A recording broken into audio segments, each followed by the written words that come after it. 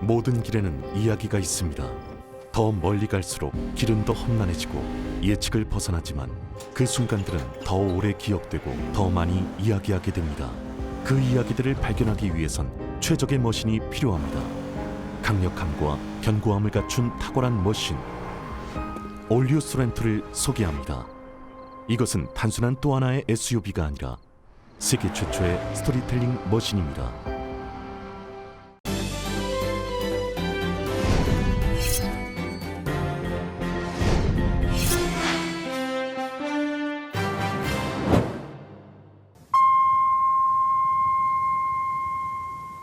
사랑과 감사의 계절 라디오 서울이 함께합니다.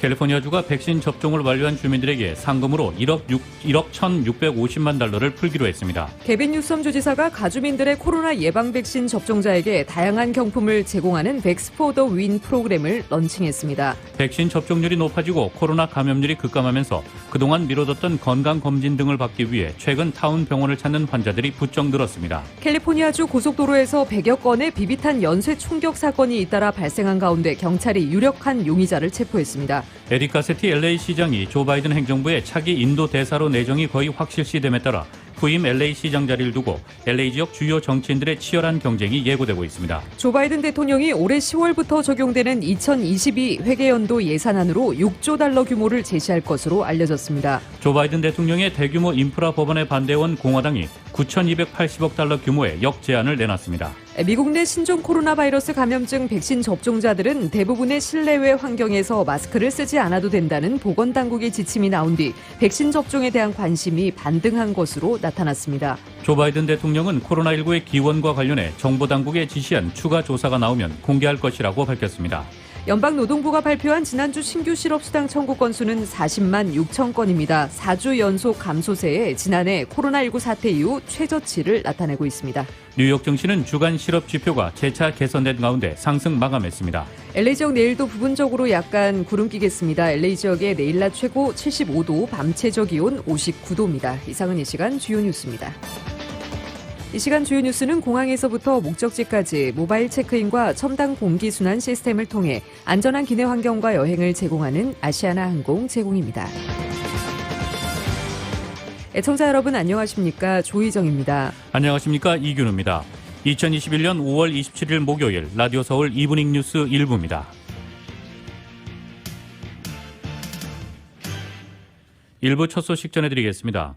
캘리포니아주가 백신 접종을 완료한 주민들에게 상금으로 1억 1,650만 달러를 풀기로 했습니다. 이은 기자입니다. 개빈 뉴섬 주지사가 27일 가주민들의 코로나 예방 백신 접종자에게 다양한 경품을 제공하는 백스 포 더 윈 프로그램을 런칭했습니다. 뉴섬 주지사는 해당 프로그램은 가주 내 주민들의 백신 접종을 장려하고 사전에 백신 접종을 완료한 주민들에게 감사함을 전하기 위한 것이 목적이라고 합니다. 12세 이상 최소 1차 백신 접종을 받은 주민들은 자동적으로 행사에 참여하게 되며 추첨을 통해 당첨된 30명의 주민들에게 6월 4일과 11일 양일간 1인당 현금 5만 달러, 총 150만 달러의 상금을 제공합니다. 가주경제개방일인 6월 15일에는 또 추첨을 통해 백신 접종을 완료한 가주민 10명에게 1인당 150만 달러씩 총 1,500만 달러의 상금을 나눠줍니다. 18세 미만이 추첨되면 상금은 18세가 될 때까지 세이빙스 어카운트에 적립됩니다. 27일부터 백신 접종을 시작해 완료한 주민 200만 명은 자동적으로 $50 상당의 프리페이 카드 혹은 $50 상당의 그로서리 마켓 기프트 카드를 받을 수 있는 기회가 주어집니다. 해당 기프트 카드는 백신 접종 7일에서 열흘 후에 프리페이 카드 코드를 백신 접종을 완료한 주민들의 셀폰 혹은 이메일로 통보하게 됩니다.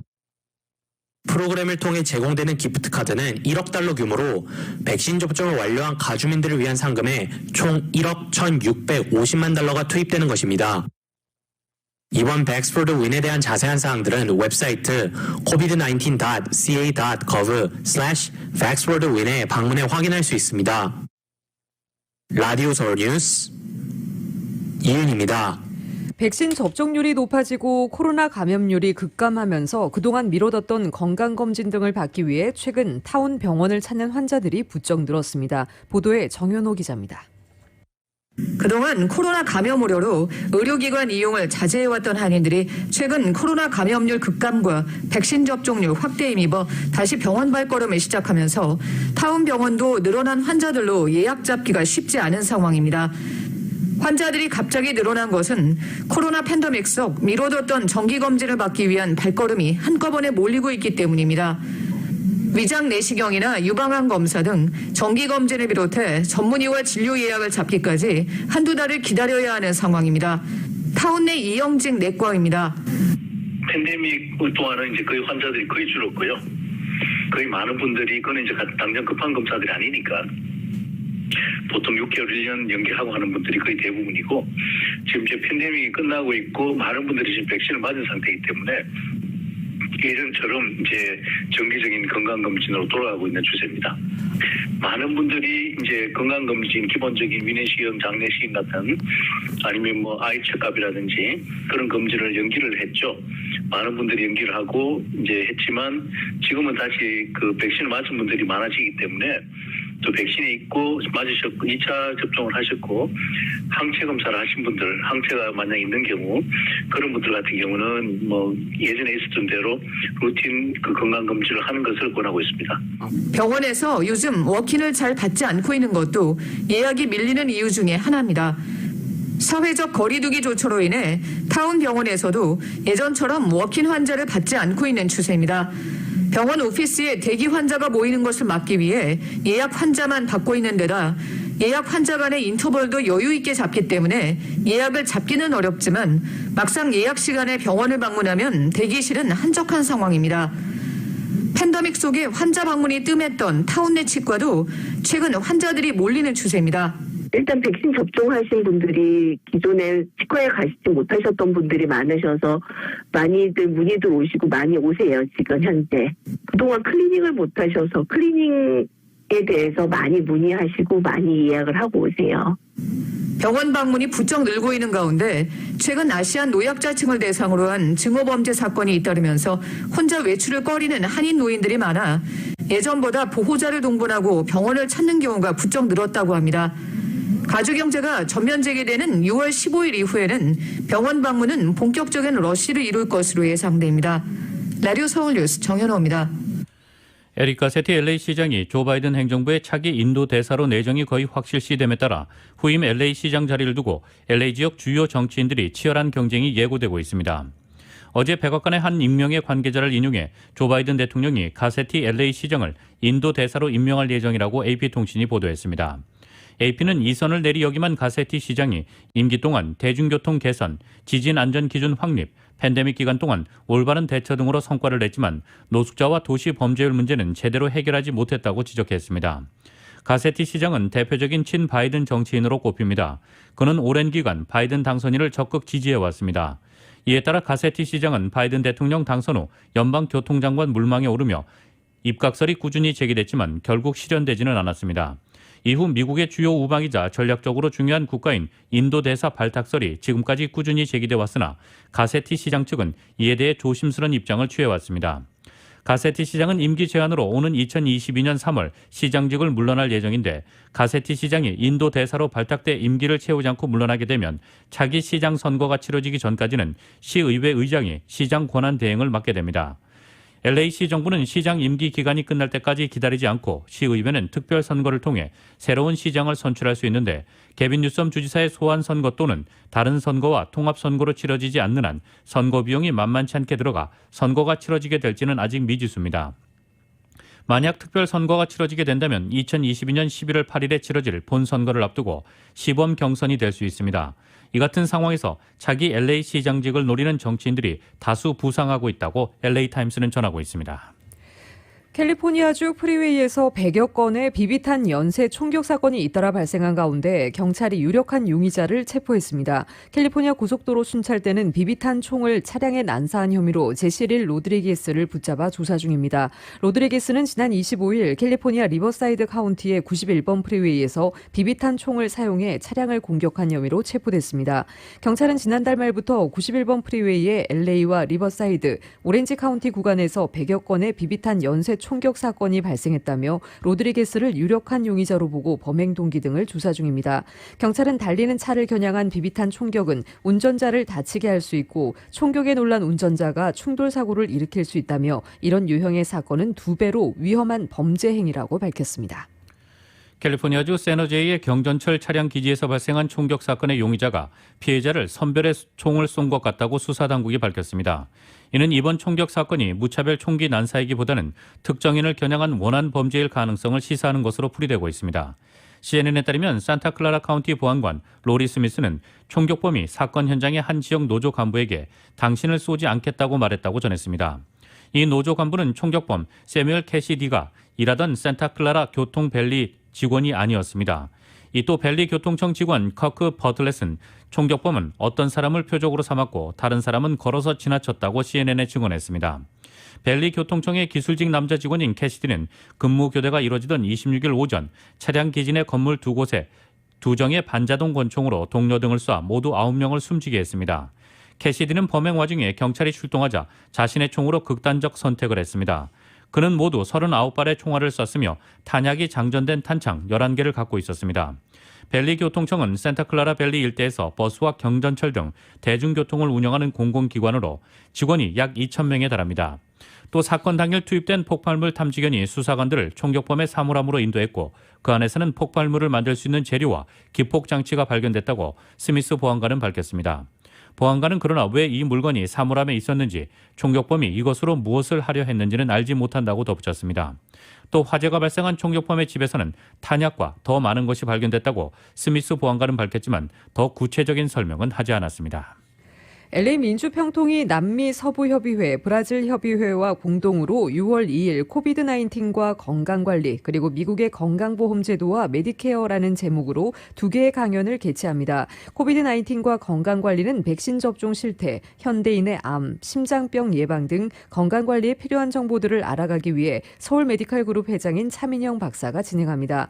미국의 건강보험제도와 메디케어는 켈코 보험의 진철희 대표를 초청해 어려운 보험을 쉽게 이해하고 정보를 공유하는 시간을 가집니다. 이번 강연회는 6월 2일 오후 5시 줌으로 진행됩니다.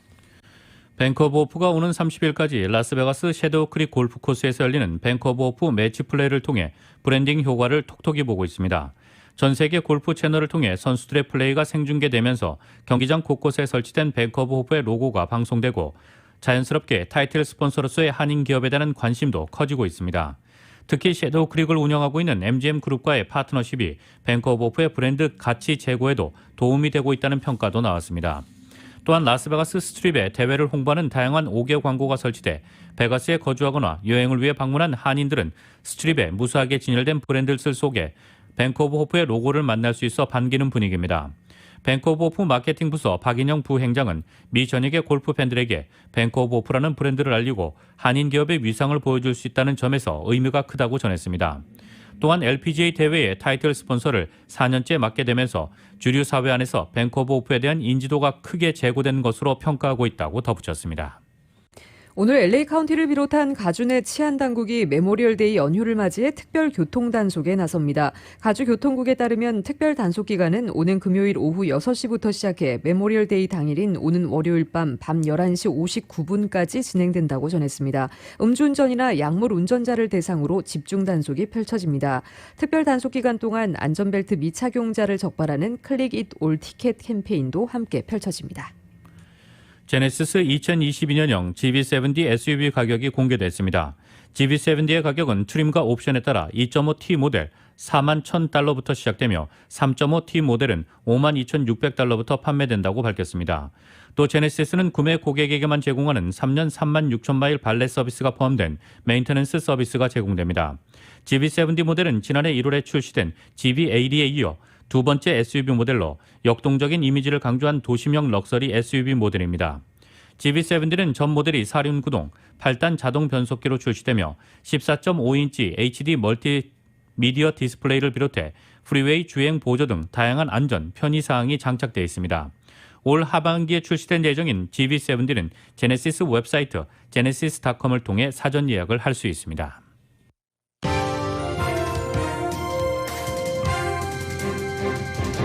라디오 서울 이브닝 뉴스 1부 함께하고 계십니다. 이 시간은 LA와 가든그로브 두 곳에서 모시는 금강안경 검안과 1250만 불 교통사고 최고보상 교통사고 전문 천재 변호사 리차드 호프만, 빛으로 태어나는 당신은 카오나 미인, 100% 근적 개선 마스크는 카오나뿐입니다. 정직한 빛 카오나 LED 마스크 공동 제공입니다.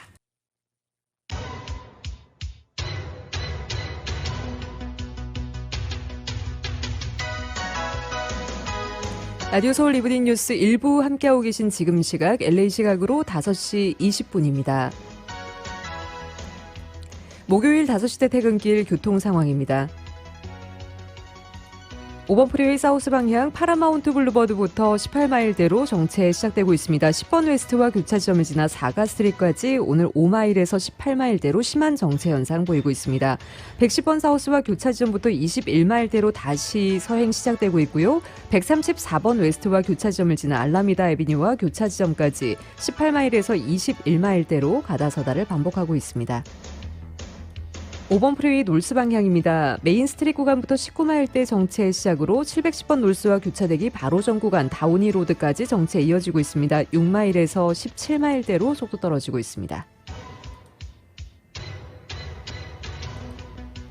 605번 사우스 방향 텔레그랩 로드 구간부터 21마일대로 속도 떨어지기 시작해 60번 웨스트와 교차되기 바로 전 구간 팽로드까지 정체 이어지고 있습니다. 16마일에서 21마일대로 가다서다를 반복하고 있습니다. 110번 사우스 방향 버논 애비뉴부터 10마일대 심한 정체 시작되고 있고요. 101번 사우스와 교차 지점까지 7에서 15마일대로 거북이 운행 중입니다. 반대 110번 프리웨이 놀스 방향입니다. 중간 차선 쪽 110번 놀스 방향 5시 8분경 산타모니카 프리웨이 구간에 중간 차선 쪽에 차량 한 대가 멈춰서 있습니다. 110번 놀스 방향 이 때문에 3가 스트리트부터 3마일대로 제자리 걸음 중입니다. 게이지 애비뉴와 교차되는 지점까지 3마일에서 21마일대로 심한 정체 현상 보이고 있습니다. 101번 사우스 방향입니다. 로스앤젤레스 스트리트부터 20마일대 소행 시작으로 특히 벤톤웨이와 교차 지점부터 10마일대로 정체 심해지고 있습니다. 헐리우드 블루버드와 교차되는 지점까지 6마일에서 20마일대 속도밖에 내지 못하고 있습니다. 이건 지나시는 분들 참고하시기 바랍니다.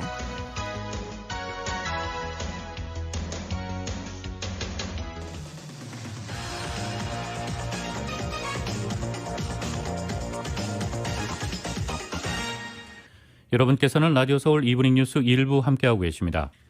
조 바이든 대통령이 올해 10월부터 적용되는 2022 회계년도 예산안으로 6조 달러 규모를 제시할 것으로 알려졌습니다.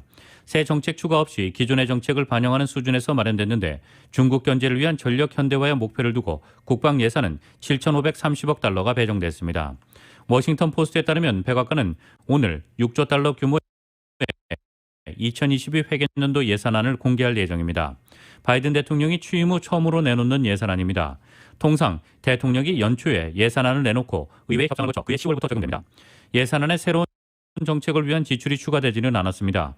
인프라 투자를 위한 2조 2,500억 달러와 복지를 위한 1조 8천억 달러 등 바이든 대통령이 기존에 제시했던 지출 계획이 반영됐습니다. 국방, 교육 등 재량 지출은 1조 5천억 달러 규모입니다. 사회보장 프로그램 등에 들어가는 의무 지출도 예산에 포함됐습니다. 뉴욕타임스는 2차 세계대전 이후 최고 수준의 연방 지출을 유지하게 되는 것이라고 지적했습니다. 블룸버그 통신은 연방정부의 규모와 범위를 극적으로 키우려는 바이든 대통령의 노력을 포괄적으로 보여주는 것이라고 평가했습니다. 국방 예산은 7,150억 달러 규모입니다. 에너지부 등 관련 부문 예산을 합치면 7,530억 달러로 2021 회계년도보다 1.7% 늘어난 규모인데 중국 억지를 위한 핵 전력 현대화와 미래 전력 개발에 초점이 맞춰져 있다고 로이터는 보도했습니다. 백악관은 예산안에서 미국이 올해 5% 정도의 성장률을 보일 것이며 내년 4.3%로 다소 내려갔다가 이후 2% 정도로 안정될 것이라고 내다봤습니다. 총 지출은 2031년까지 8조 2천억 달러로 늘어날 것이며 연간 재정 적자는 향후 10년간 1조 3천억 달러를 넘어설 것으로 전망했습니다. 이어 재정 적자가 올해 국내 총생산 기준 16.7%에서 내년엔 7.8% 수준일 것이라고 덧붙였습니다. 연방정부 부채 규모는 전체 경제 규모보다 커져 2027년 국내 총생산의 116%에 달할 것으로 관측되고 있습니다. 조 바이든 대통령의 대규모 인프라 법안에 반대해온 공화당이 1,000조 원 규모의 역제안을 내놨습니다. 바이든 대통령과 인프라 법안 협상을 벌여온 공화당 상원 의원들은 오늘 9,280억 달러 한화로 1,000조 원 규모의 역제안을 했습니다. 1조 달러에 못 미치는 것으로 애초 2조 2,500억 달러에서 최근 1조 7천억 달러로 규모를 줄인 바이든 대통령의 제안과 여전히 차이가 큽니다. 공화당이 내놓은 제안에는 도로와 교량 등 주요 프로젝트에 5,060억 달러, 대중교통 시스템에 980억 달러, 초고속 통신망에 650억 달러, 공항에 560억 달러, 철도에 460억 달러 등이 배정됐습니다. 바이든 대통령은 공화당과 협상할 의지는 있지만 대폭 감축은 하지 않겠다는 입장입니다. 증세로 재원을 충당하겠다는 바이든 대통령의 계획에 대해서도 공화당은 레드라인이라며 응하지 않겠다는 입장을 분명히 했습니다. 조 바이든 행정부는 오늘 항공 자유화 조약에 재가입하지 않겠다는 방침을 정하고 이를 러시아 측에 통보했습니다. AP통신은 웬디 셔먼 국무부 부장관이 세르게이 리아브코프치 러시아 외교장관에게 미국의 이런 방침을 전달했다고 보도했습니다. 항공 자유화 조약은 미국과 러시아, 유럽 국가들이 지난 1992년 체결해 2002년부터 발효됐습니다. 미국, 러시아, 영국, 프랑스, 독일 등 34개국이 가입했었습니다. 이 조약은 가입국의 군사력 보유 현황과 군사활동 등에 대한 국제적 감시와 투명성 확보를 위해 회원국 간 상호 자유로운 비무장 공중 정찰을 허용하는 내용이 핵심입니다. 지금까지 1,500회 이상의 비행이 이루어졌습니다. 이 조약은 가입국의 군사력 현황과 활동을 파악함으로써 군비 경쟁과 우발적 충동을 억제하는 순기능이 있다는 평가를 받았습니다.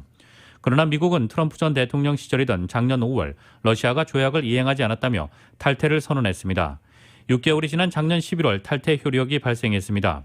이 조약은 위성을 통한 정찰 능력이 부족한 유럽 내 미국의 동맹국이 러시아의 군사 동향 관련 정보에 접근할 근거 중 하나였다는 점에서 유럽연합은 미국의 탈퇴 재고를 요청했습니다. 미국에서도 민주당 의원들이 동맹 악화 등을 우려하며 탈퇴에 강한 우려를 표시했습니다. 러시아 역시 미국의 탈퇴에 대응해 지난주 하원에서 이 조약 탈퇴를 승인했지만 미국의 재가입 시 이를 철회할 수 있다는 여지를 두며 다음 달 2일로 상원의 표결일을 잡아둔 상태였습니다. 조 바이든 대통령은 코로나19의 기원과 관련해 미국 정보당국이 지시한 추가 조사가 나오면 공개할 것이라고 밝혔습니다. 올해 초 기원을 추적한 세계보건기구 조사팀들도 증거가 사라지기 전에 2단계 조사를 시작하라고 공개 촉구했습니다. YTN의 보도입니다. 미국 정보당국의 정보를 다시 수집해 90일 안에 보고하라고 한 바이든 대통령. 아직은 기원과 관련해 모른다고 말했습니다. 그래서 추가 조사하라고 했다는 겁니다. What do you expect to get from your review, your 90-day review on where the origins of the coronavirus? If I knew that, I wouldn't ask for a 90-day review. I don't know. 90일 뒤 다시 보고를 받아 새로운 사실이 나오면 공개할 것이라고 약속했습니다. Would you like to release the report in full after 90 days?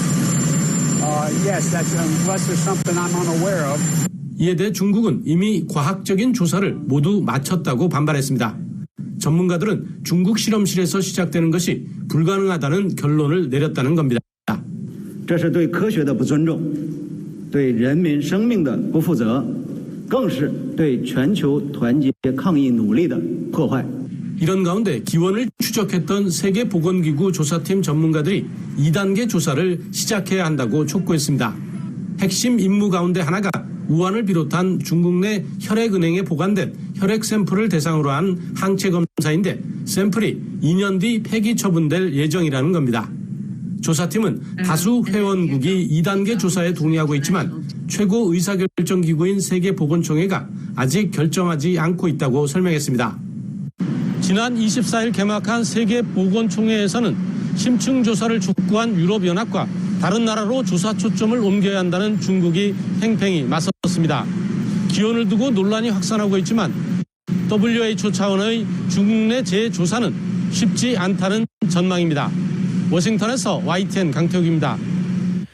미국에서 코로나19 백신 접종률을 높이기 위해 도입한 백신 복권의 첫 당첨자가 나왔습니다. 오하이오주에 사는 한 여성이 백신을 맞고 100만 달러가 넘는 복권 당첨금을 받게 됐습니다. YTN의 보도입니다.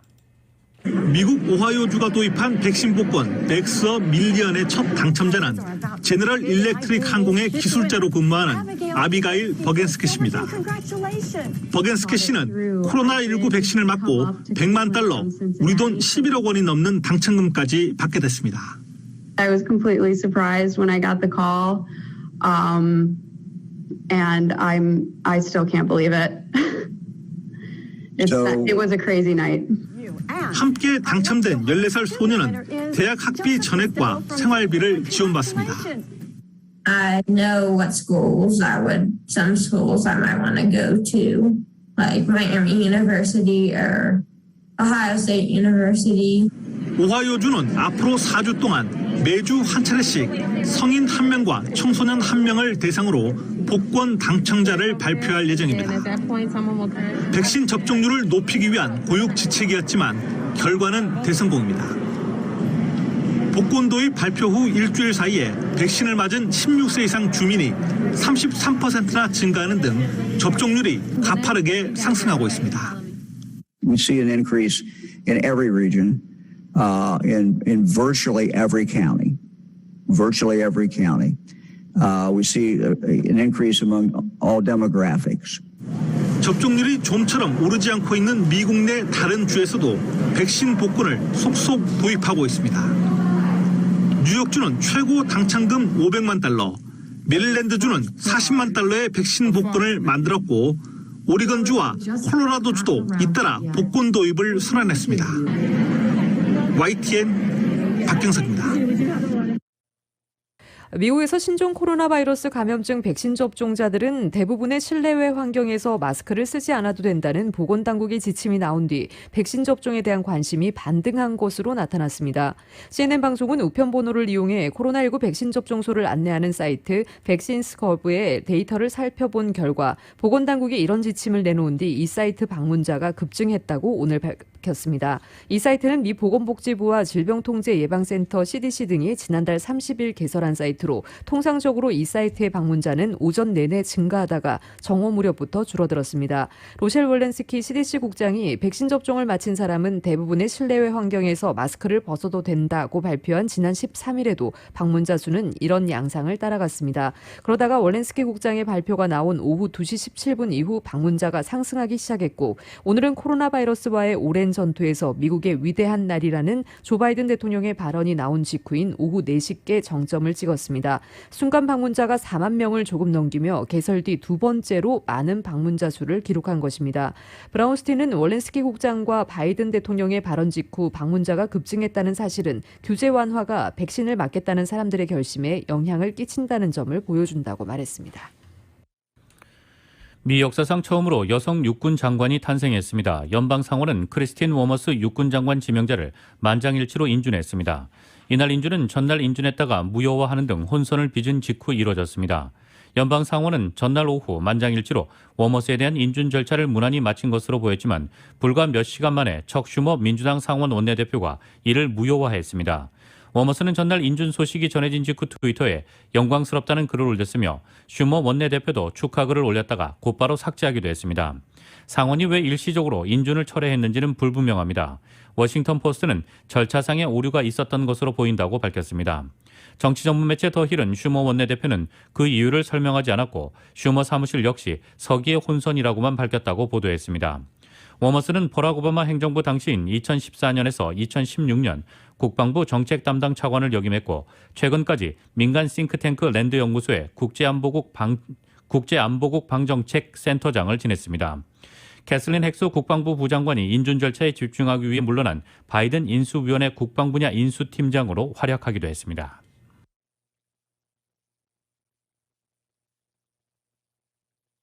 미국이 중국 견제를 위해 쿼드를 중심에 두고 대중 포위망을 구축하려는 우군 확보 전략을 점점 강화할 것으로 보입니다. 또 중국의 권위주의에 대항한 미국식 민주주의 운영 시스템의 전 세계 확산 필요성을 강조하며 한국의 협력도 언급해 인도태평양 지역의 대중 견제에 한국이 동참하라는 미국의 주문은 점점 커질 것으로 예상됩니다. 미국 행정부 내 아시아 차르로 불리는 커트 캠벨 백악관 국가안보회의 인도태평양 조정관의 26일 스탠퍼드대 온라인 행사 발언은 매우 직설적인 표현으로 중국과 쿼드에 대한 미국의 시각을 여실히 드러낸 자리였다는 평가입니다. 그는 대중관계에 대해 넓은 의미에서 단순히 관여로 묘사되는 시대는 끝났다고 선언했습니다. 대신 지배적인 패러다임은 중국과 경쟁이 될 것이라며 우려해야 할 때가 올 수도 있다고 말했습니다. 쿼드는 미국과 일본, 인도, 호주의 중국 견제 협의체로 조 바이든 행정부 취임 후인 지난 3월에는 화상으로 첫 4개국 정상회의가 열릴 정도로 미국이 공을 들이고 있습니다. 당시 4개국 정상은 연말까지 대면 회담을 열자고 했는데 캠벨 조정관은 가을 개최를 추진하고 있다고 밝혔습니다. 그동안 한국의 쿼드 참여 문제가 꾸준히 거론돼 왔다는 점에서 미국이 주도하는 쿼드 강화 움직임은 한국으로서도 예의주시할 부분입니다. 미국의 주간 실업수당 청구 건수가 코로나19 사태 이후 최저치를 기록했습니다. 최근 세계 경제 초미의 관심은 미국이 언제 금리 인상 등의 긴축에 들어가느냐인데 중앙은행 연준의 긴축 기준점이 바로 완전 고용 상태입니다. KBS의 보도입니다. 미국 노동부가 발표한 지난주 신규 실업수당 청구 건수는 40만 6천 건입니다. 4주 연속 감소세에다 지난해 코로나19 사태 이후 최저치입니다. Unemployment filings are down.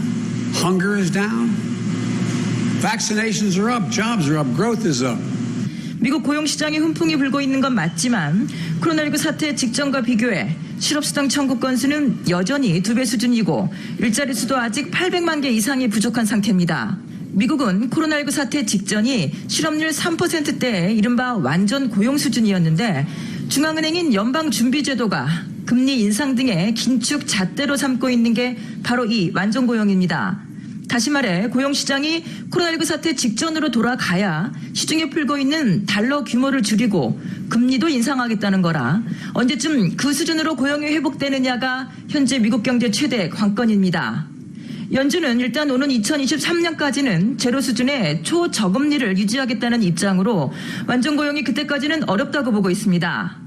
Notwithstanding that, we're a long way from full employment. We're, payroll jobs are 8.4 million below where they were in February of 2020. We've got a long ways to go. 반면 옐런 재무부 장관은 내년엔 가능할 걸로 보고 있습니다. Indeed, we've made remarkable progress.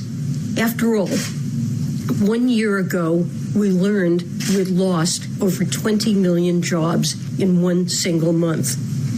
I believe we will reach full employment next year.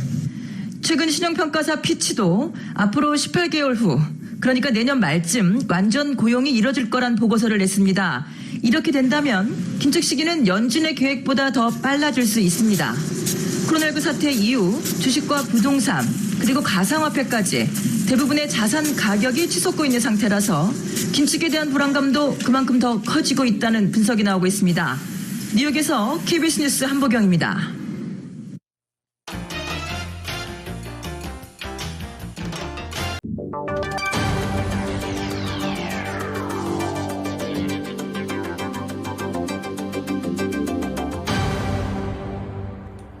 여러분께서는 라디오 서울 이브닝 뉴스 일부 함께하고 계십니다. 한국 소식 전해드리겠습니다.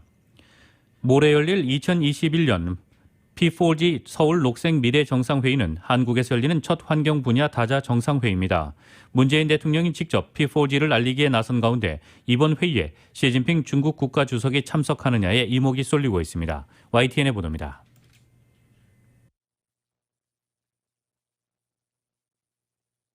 문재인 대통령이 청와대 배우 박진희 씨, 방송인 타일러 라슈 씨를 초청해 일상 속 환경운동을 이야기합니다.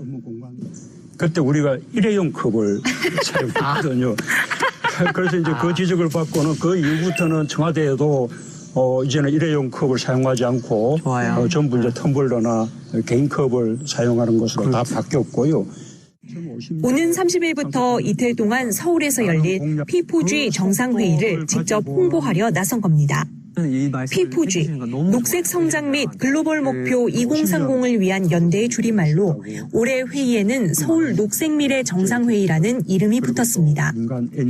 우리나라에서 열리는 최대 규모 정상회의이자 첫 환경 분야 다자 정상회의로 40여 개국 정상급 인사, 20여 개 국제기구 수장이 참석합니다.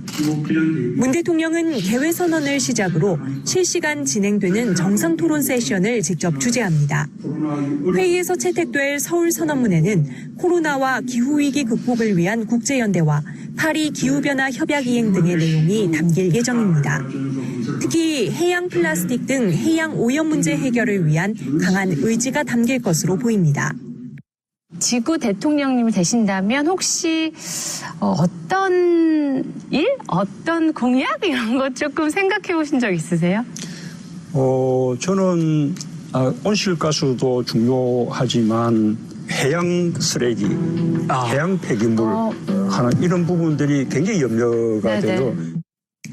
앞서 문 대통령이 한미 정상회담 공동 기자회견에서 바이든 미국 대통령의 P4G 화상 참석을 환영한다고 밝히기도 했지만 참가국 명단은 아직 확정되지 않았습니다.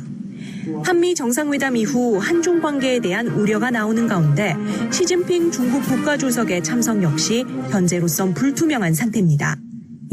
중국 그리고 미국 그리고 일본까지 참석하는 걸로 알고 중국의 정상급 인사들로 참석이 가능한 걸로 알고. P4G 정상회의를 하루 앞두고는 앞으로 30년 우리나라 탄소중립정책의 컨트롤타워가 될 2050 탄소중립위원회가 출범할 예정입니다. YTN 나연수입니다. 김호수 검찰총장 후보자 청문회가 파행으로 끝나면서 청와대는 기한을 연장해 국회에 청문 보고서 송부를 다시 요청했습니다.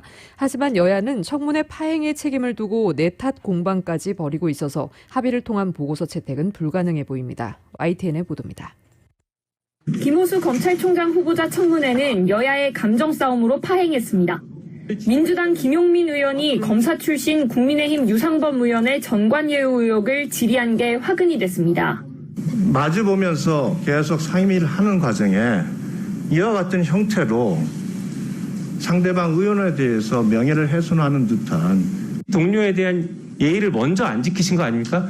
조수진 의원님 툭하면 제 얘기하시는데 그 발언권 없고 얘기하세요. 눈 그렇게 크게 뜬다고 그렇게 이렇게 똑똑해 보이지 않으니까. 정회한 뒤 5시간 동안 서로 사과를 요구하다가 청문 보고서 제출 기한을 넘겼고 회의는 자동 종료된 겁니다. 이튿날에도 여야의 내탓 공방은 이어졌습니다.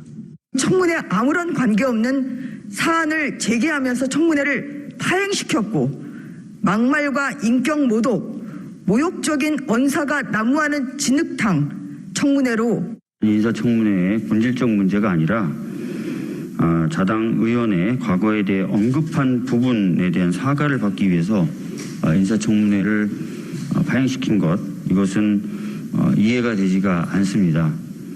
결국 문재인 대통령은 김호수 후보자에 대한 청문 보고서를 오는 31일까지 송부해달라고 다시 요청했습니다. 최대한 국회 절차를 기다리는 모양새지만 사실상 철회하지 않고 임명수순에 들어갔다는 해석이 지배적입니다. 국민의힘은 청문회를 다시 열자고 요청한 가운데 더불어민주당은 이미 국회 시간은 끝났다며 회의를 연다면 청문 보고서를 채택해야 한다는 입장입니다. 만약 여당의 보고서 단독 채택으로 김호수 검찰총장 후보자가 임명된다면 문재인 정부 들어 야당의 동의 없이 임명한 장관은 32명으로 늘어나게 됩니다. YTN 박서경입니다.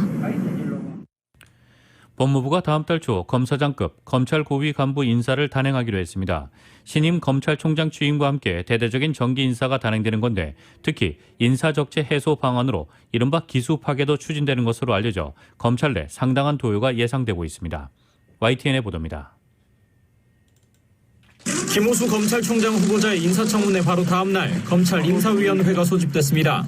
예상대로 조만간 단행될 검사장 승진, 전보인사 원칙과 기준 등이 주요 의제였습니다. 승진 심사 대상은 연수원 29기와 30기입니다. 특히 이번 인사위에선 이른바 기수 파괴 방안이 비중 있게 논의된 것으로 전해졌습니다. 법무부가 회의 종료 뒤에 공개한 심의 결과에도 이 같은 취지가 그대로 담겼습니다. 고후봉 기수의 인사 적체 등을 해결하기 위해 관련 규정 내에서 탄력적인 검사장 인사를 하는 방안 등 다양한 논의가 있었다고 공개했습니다. 구체적인 방안은 공개하지 않았지만 일선에선 고검장급을 다시 일선 지검장이나 고검차장, 법무연수원 연구위원 같은 검사장급으로 강등할 수 있다는 뜻으로 해석하고 있습니다. 실제 박범계 법무부 장관은 인사위 개최 몇 시간 전 기자들과 만나 검사장급의 인사 적체가 있다면서 전반적으로 점검할 때라고 강조하기도 했습니다. 당장 현 고검장들의 용퇴를 촉구하는 취지로도 해석되는 발언입니다. 법무부는 이번 인사의 원칙과 관련해선 능력과 전문성, 출신 지역과 학교, 검찰 개혁에 대한 국민적 여망 수용 자세 등을 종합적으로 고려하겠다고 밝혔습니다. 또 김호수 총장 후보자 취임 전에 인사회를 열어 패싱 논란이 벌어진 것을 의식한 듯 신임 총장 의견을 충분히 수렴해 다음 달 초 검사장 인사안을 발표할 예정이라고 강조했습니다. 상명하복과 기수 문화가 철저한 검찰 조직에서 기수 파괴란 곧 용퇴 권고로 여겨집니다. 이번 정기 인사를 앞두고 검찰 내 상당한 동요가 불가피해 보입니다. YTN 우철입니다.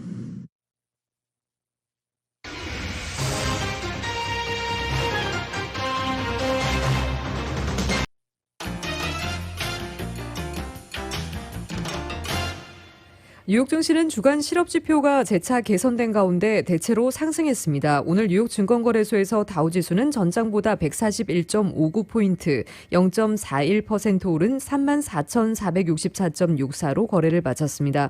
S&P 500지수는 전장보다 4.89포인트, 0.12% 상승한 4,200.88에, 기술주 중심의 나스닥 지수는 전장보다 1.72포인트, 0.01% 하락한 13,736.28에 장을 마쳤습니다. S&P 500지수와 나스닥 지수는 보합권에서 거래를 마쳤습니다. 데이터 분석 업체 스노우플레이크가 손실이 확대됐다고 발표하면서 주가는 장중 크게 하락했지만 4% 상승 마감했습니다. 개인 투자자들의 주식 토론방인 레딧의 월스트리트 배츠에서 다시 주목받고 있는 게임스탑의 주가는 4% 이상 올랐고 영화관 체인 AMC의 주가는 장중 47%까지 올랐다가 35% 상승세로 장을 마쳤습니다. 전날 전기차 투자 확대를 발표하며 8%가량 올랐던 포드의 주가는 7% 추가 상승했습니다. 뉴욕 증시 전문가들은 투자자들이 연준의 다음 행보에 집중하며 관망세를 보인다고 진단했습니다. 뉴욕 유가는 여름 휴가 시즌을 앞두고 경기 회복, 원유 수요가 늘어날 것이라는 기대에 상승했습니다. 뉴욕 상업거래소에서 7월물 서부 텍사스산 원유 가격은 전장보다 64센트 오른 배럴당 66.85달러에 마감했습니다. 서부 텍사스산 원유 가격은 5거래일 연속 올랐습니다. 지난 2월 10일로 끝난 8거래일 연속 상승 이후 최장 기간 오름세입니다. 주간 실업지표가 긍정적으로 나오면서 미국의 경기 회복 기대는 유지됐습니다. 노동부는 지난주 실업보험 청구자 수가 전주보다 3만 8천 명 줄어든 40만 6천 명을 기록했다고 발표했습니다. 2020년 3월 14일 주간에 25만 6천 명 이후 가장 낮은 수치로 월스트리트저널이 집계한 예상치 42만 5천 명도 밑돌았습니다. 실업보험을 청구한 이들이 줄었다는 것은 경제가 정상 궤도로 돌아가고 있음을 시사합니다. 미국의 1분기 국내 총생산 성장률 잠정치도 6.4%로 집계돼 2003년 3분기 이후 두 번째로 높은 성장률을 기록했습니다. 미국의 4월 내구재 수주는 전달보다 1.3% 줄었으나 기업의 투자 지표인 항공기를 제외한 비국방 자본 재수주가 2.3% 늘어나 기업 투자가 가속화되고 있음을 시사했습니다. 전날 발표된 미국의 주간 원유 재고가 예상보다 많이 줄었다는 소식도 미국의 휴가 시즌을 앞두고 수요 증가에 대한 기대를 높였습니다. 에너지정보청은 전날 21일로 끝난 한 주간 주간 원유 재고가 166만 2천 배를 감소한 4억 8,434만 9천 배럴로 집계됐다고 발표했습니다. 월스트리트저널이 집계한 애널리스트 예상치는 90만 배럴 감소했습니다. 제니 옐런 미 재무장관은 오늘 미국의 고인플레이션이 일시적 현상으로 연말까지 지속하다 이후 낮아질 것이라고 예상했습니다. 옐런 장관은 이날 하원 세출이 소위 청문회에 출석한 자리에서 지금 당장 판단은 우리가 본 최근 인플레이션이 일시적일 것이라는 점이라며 고질적인 어떤 것이 아니다라고 말했습니다. 그는 나는 이것이 몇 달 더 지속하고 연말까지 높은 연율의 인플레이션을 볼 것이라고 예상한다고 밝혔습니다. 미국의 4월 생산자 물가지수와 도매 물가지수는 공히 전년 동월보다 6.2%씩 올라 시장 전망치를 상회한 것은 물론 2010년 노동부의 통계 작성 시작 이래 최대폭의 상승을 기록했습니다. 신종 코로나 바이러스 감염증 경기 침체에 대응하기 위해 천문학적 금액의 재정을 풀고 제로금리 수준의 확장적 통화 정책을 펼친 부작용 아니냐는 논란이 일었습니다. 중앙은행인 연방준비제도 일각에서 부동산 시장 과열 등을 이유로 조기 테이퍼링을 논의해야 한다는 주장이 나왔습니다. 로버트 카플란 댈러스 연방준비은행 총재가 부동산 과열 가능성과 그 밖의 인플레이션 신호들을 근거로 연준이 자산 매입 프로그램의 축소를 천천히 시작할 것을 촉구했다고 보도했습니다. 연준은 신종 코로나 바이러스 감염증 사태에 따른 경제적 충격을 완화하기 위해 월 1,200억 달러 규모의 미국 국채와 주택 저당 증권을 매입하는 등 시장에 어마어마한 돈을 풀고 있습니다.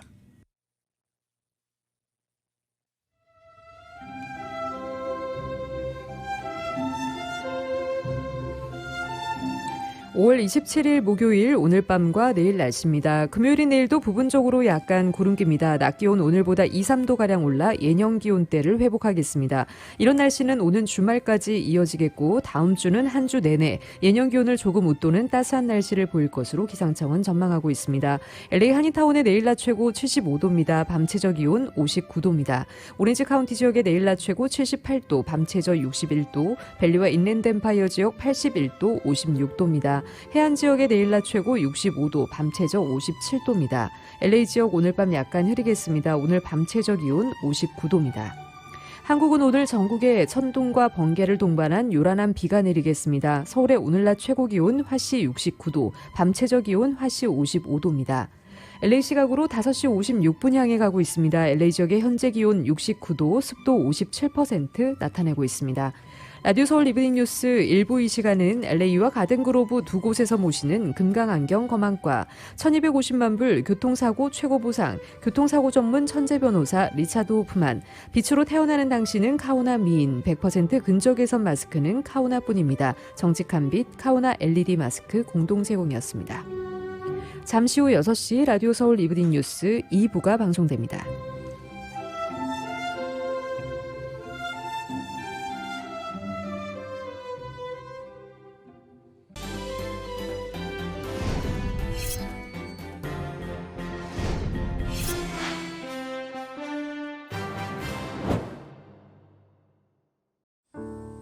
친구, 마음을 나누는 가족이지.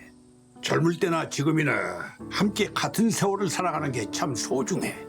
한결같이 옆에서 성실하게 있어줘서 든든해. 한 번 더 걷고 한 번 더 웃어야지 건강하게. 아프지 말고 넘어지지 말고 건강하게 신영 파이팅! 한결같은 성실함으로 건강 버팀목이 되어주는 서울 메디칼 그룹.